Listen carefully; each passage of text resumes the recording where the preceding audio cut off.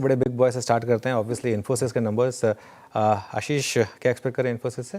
कल बाजार बंद होने के बाद इन्फोसिस तो ब्यूटीफुली टाइमलाइन रख देता है।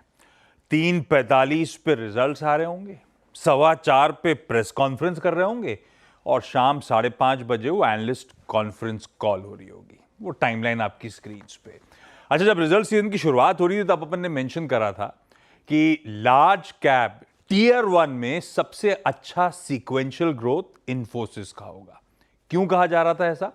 क्योंकि एक तो क्वार्टरली स्ट्रेंथ होती है, नंबर ऑफ बिलिंग डेज ज्यादा होते हैं, बीएफएसआई में तवज्जो ज्यादा है और बीएफएसआई अच्छा कर रहा है, और इन्होंने कुछ अधिग्रहण कर रखे थे, उनसे कंट्रीब्यूशन आना था।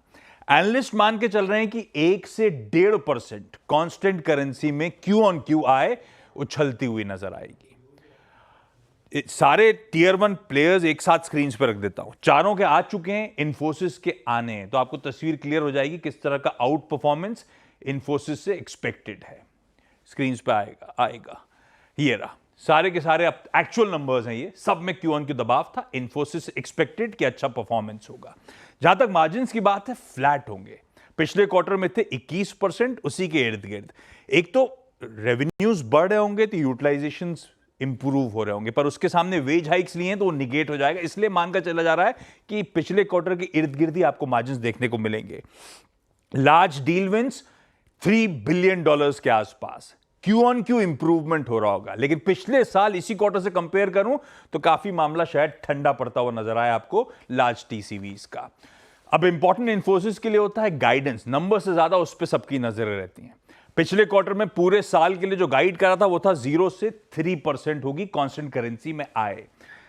ज्यादातर ब्रोकरेजेस मान के चल रहे हैं कि ये अपना लोअर थ्रेशोल्ड जो है गाइडेंस का उससे बढ़ा देंगे, यानी कि 1 से 3% कर देंगे, क्योंकि जैसे जैसे क्वार्टर्स आगे बढ़ते हैं इन्फोसिस के पास ज्यादा क्लैरिटी होती है, गाइडेंस नैरो डाउन होती है।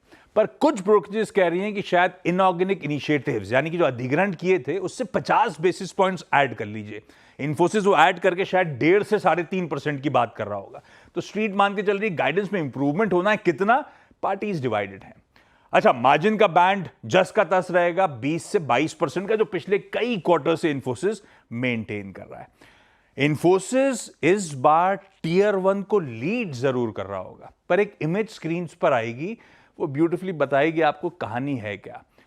लीड कर रहा होगा, पर बार जो है ना, बाकी सब ने जो सेट करा है काफी नीचे का है, इसीलिए आपको लीड करता हुआ नजर आएगा अपने आप में, लेकिन एक पस्त क्वार्टर है। बिल्कुल, इसको पार करने के लिए वैसे पोल वोल्ट की जरूरत नहीं है, तो हाई जंप से कर लेगा, ये तो हाई जंप से ही क्रॉस हो जाएगा। चलिए, शुक्रिया